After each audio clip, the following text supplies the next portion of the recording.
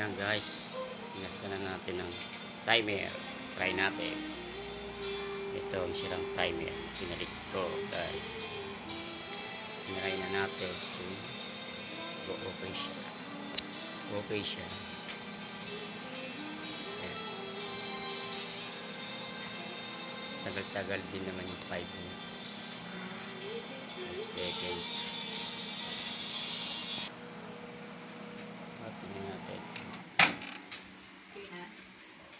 Kumukulo na nga ito eh. Oh. Guys, nainit. Kumukulo na guys. Ayun oh. Nainit nga siya oh. Pero matagal yung 5 minutes eh.